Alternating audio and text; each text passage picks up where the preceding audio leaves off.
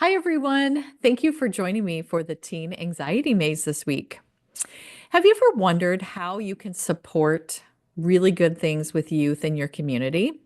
Well, I have a guest today, Orlana Darkins, and she is a media and marketing expert that specializes in helping young adults, nonprofit organizations, and churches amplify their successes and messages in a meaningful and impactful way. Her company, the Shyne Network, also hosts the Shyne Awards. And we're going to talk about that today because I'm really excited about that because it's a premier award ceremony that celebrates the positive achievements of young people, 13 to 24, anywhere in the world. And we so need that because I feel like young adults and teens are forgotten a lot in these kinds of things. So, Orlana, thank you for being with us today. Cynthia, thank you so much for this opportunity to share with your audience. Yes. Well, first of all, tell us about you and how did you come to want to help these young adults? Well, first off, I grew up in a low income community with my mom and my sisters. It was a Christian household, so I had no choice but to have good grades, high citizenship, and of course, every other weekend we had to be involved in some type of community service. So whether that was visiting nursing homes or the food bank, we had to be a part of it. Now, I'm a young person. I didn't always enjoy doing the community service part. Hmm. But it was a part of the fabric of the household. But growing up in this community, I would share oftentimes my successes with other adults, and they would ask me, what school do you go to? Or what do you want to be? And ultimately, they would always ask, well, where do you live? And when I would share the name of my community, it was like the sense of disappointment because of my zip code. Like they had already determined I was not going to be successful in life. So that feeling I had where I felt like they kind of dimmed my light set me up for what would be my life's work, which is to work specifically with young people in a capacity where they can have their talents recognized and celebrated so that they don't have to go through what I went through of feeling like later on in life that I really wasn't enough. Mm. Well, the Shine Award stands for, it's kind of an acronym. And Mhm. tell me about that because I love what that stands for. And I didn't realize when I knew the shine part, I was like, oh, that makes sense. And I saw that it was spelled differently, but I was like, they're just being cute. But it really stands for something. So tell us about that. Yeah, so we spell shine with a Y, and it means showing how youth need to excel. So the Mm. Shine Awards Foundation is a student-led organization where we primarily provide resources, and that could be in addition to financial resources or connecting them to a professional that is connected to a professional field or interest that they have, even exposing them to venues that as adults we might take for granted, like a cultural venue. So we'll take Mhm. them to plays or concerts in the cultural center in our city, where a lot of times there's not events that's designed for kids to go Mhm. there. So exposing them to things like that. So yeah, so that's what it means, and that's our mission to expose them to opportunities so that they can excel. Well, how can adults in the communities be supporting youth more often? Like, what are some ideas that you could give us to help us do this in our own communities? Well, you know what? I think one major thing is that as parents, as teachers, be active listeners without judgment. Mm. I think, I don't know what this is that as adults we say, well, back in my day, well, when I was a kid. But if a young person comes to you with something, take steps to be an active listener without judgments. Mm. Teens want to feel heard, they want to feel respected. Maybe ask open-ended questions, maybe learn something about what they're doing. For me, and this was last summer, I think I lost some of my skills, but I was with some teens that was really into gaming. Mm. And so instead of just like blowing that off or I don't have time. I asked them like, what are you playing or why do you like this game? To the Mhm. point where they actually got me playing like two of them. So I just love it. things like that where you are listening and you want to kind of you show interest in why they're interested in something, I think Mhm. are good steps to connecting with young people. Oh, those are great ideas. And those, I think that's why I've had so much success with teens is that I am that person that just takes them wherever they are right now and let's just talk. I remember there were kids one time that said to me, "You talk to me like I'm a person." And I said, "Well, you are a person. Why wouldn't I talk to you like you're a person?" And they said, "Other adults don't." And I was so surprised by that because I feel like for me, I almost feel like it's innate. Like I've always been this way and I've always known how to do it. But I do think that maybe I do speak to them in a way where they feel like, oh, she hears me, she's seeing me. And I really do think that that comes from that's a wound that I have from when I was a young person is that people would not listen to me. And I don't know, I mean, I don't think it was anything, they weren't trying to be mean to me. It was just like, well, you're a kid, you don't know what you're talking about. And I remember just feeling so angry all the time, like, I know what I'm talking about.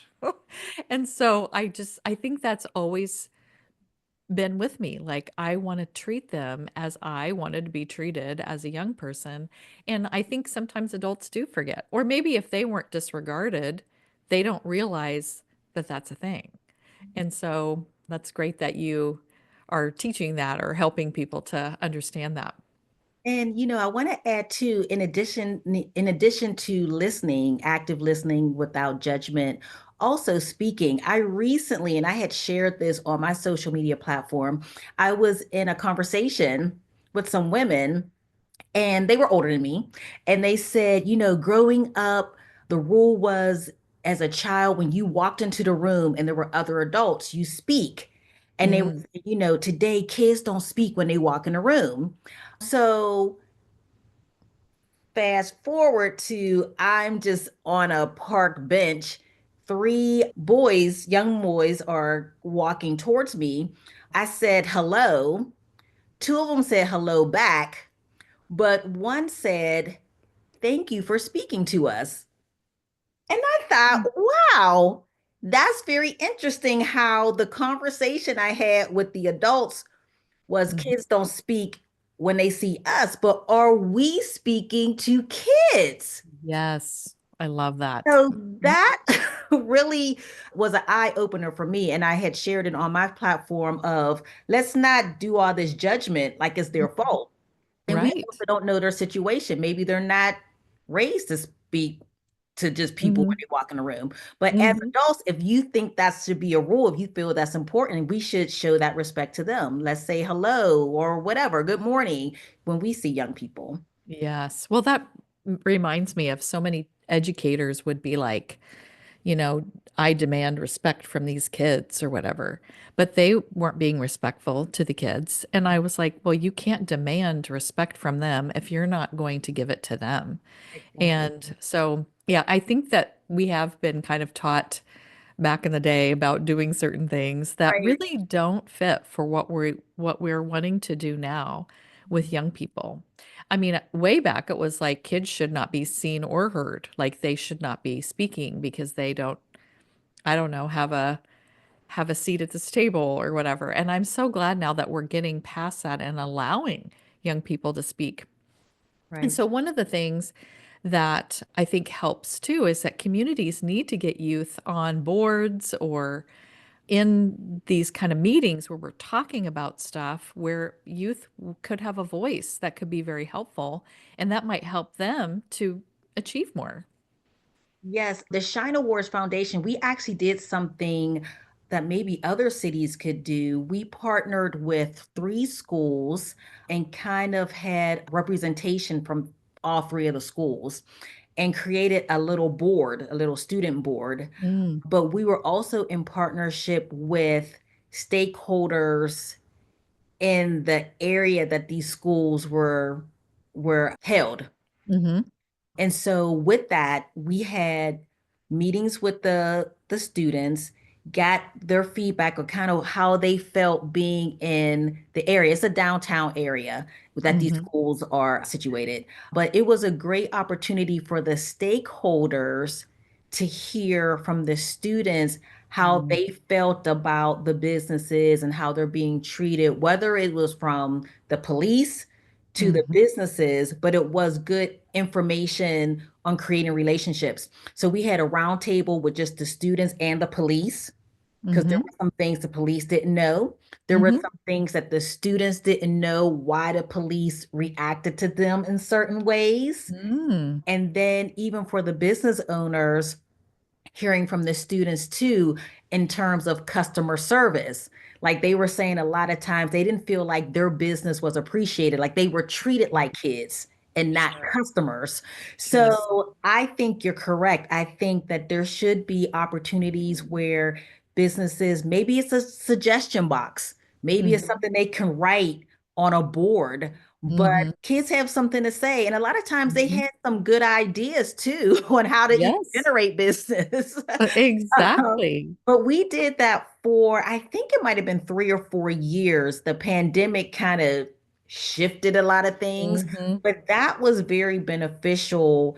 And we've actually been talking about bringing that back again, because that was a good way for, again, police to business owners to educators to hear from. And again, it was a small population representing each school, but it Sure. did provide some type of voice from hearing from young people. Hmm. Now, how do you find the young people for your Shine Awards? Like, how do you know what all these kids are doing?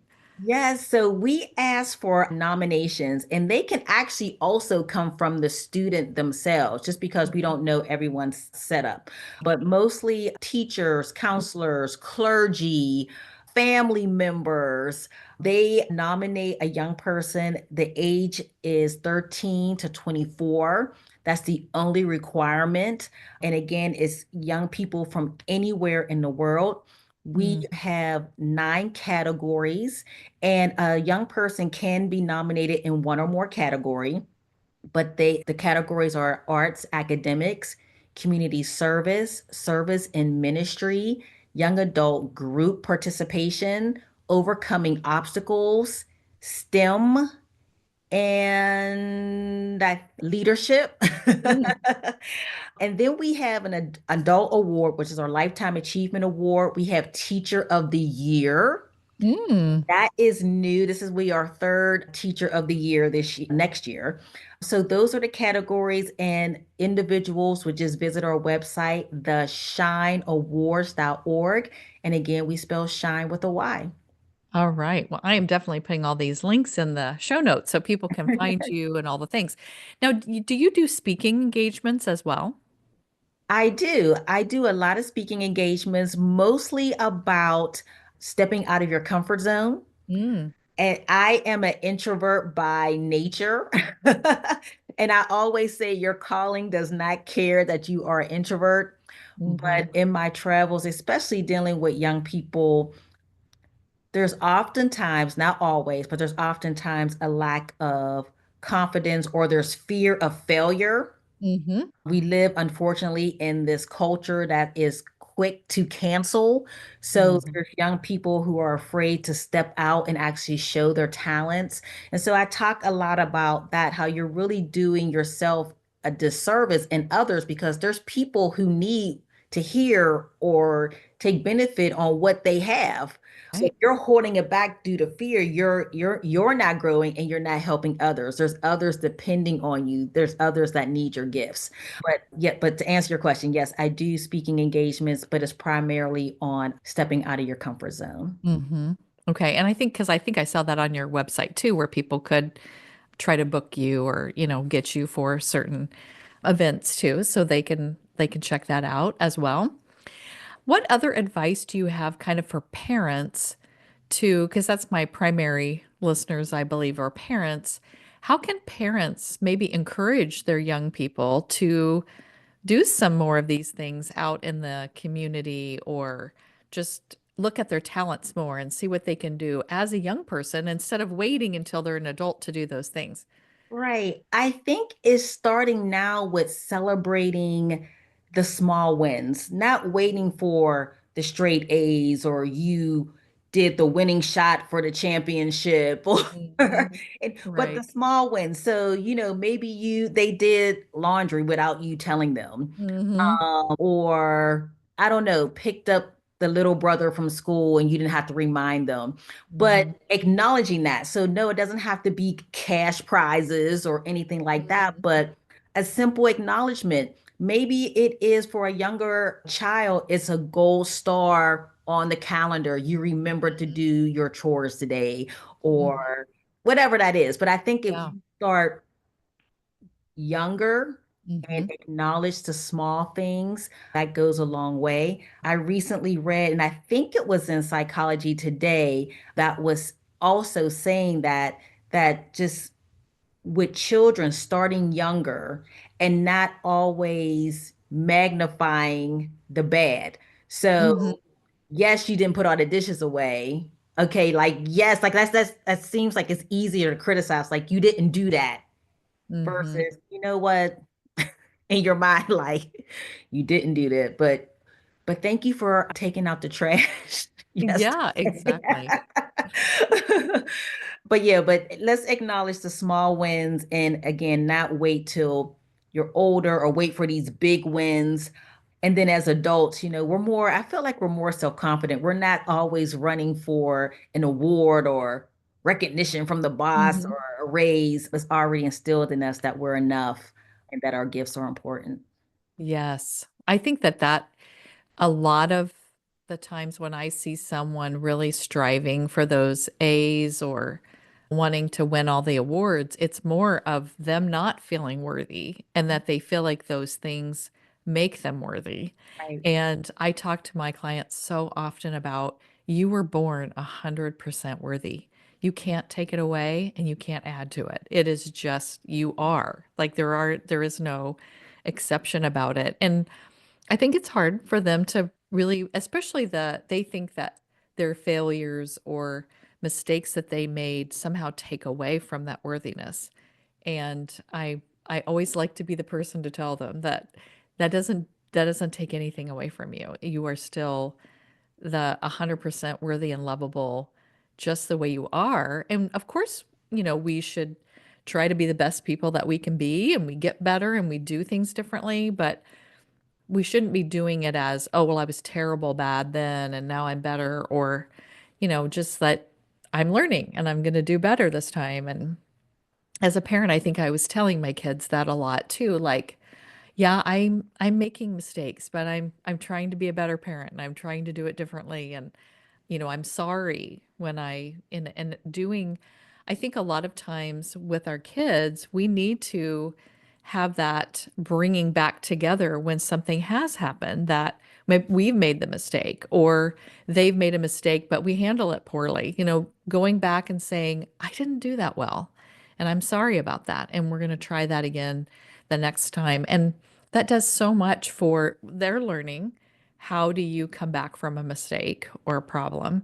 But they're also getting to, it's like repairing that relationship that maybe got off track when there was a problem. And so I think it's really important that we do that. And I just think we are role modeling constantly as the adults in young people's lives. And we have to be showing them how to do these things because we're not born knowing all of this stuff. And we have to have somebody showing us. And I feel like I learned sometimes too late, but at least sometimes at the same time as my kids were learning things. And we talk about it a lot now that they're adults. Like, I was messing that up a lot and I didn't even know it. So, but that's the repair is good. And I'm glad you said that too, because one of the things that we try to do in the organization is communicate that you're not defined by your mistakes. Like Hmm. you're just going to make them. Like Yeah. mistakes or you can't avoid it. Mm-mm.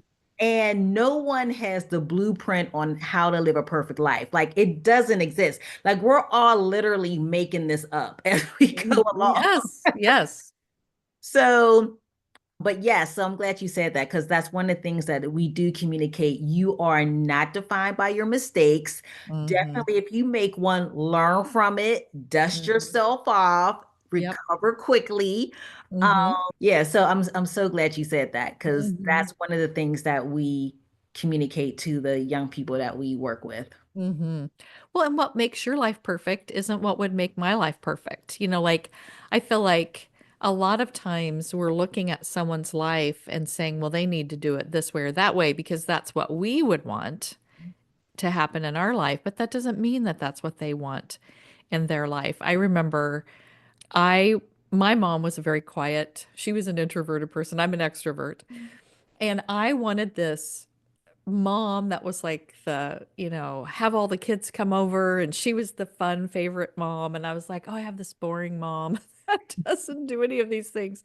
And so I thought when I'm a mom, I'm going to be the fun mom and the kids are going to come over and I'm going to be best friends with their friends and all these things.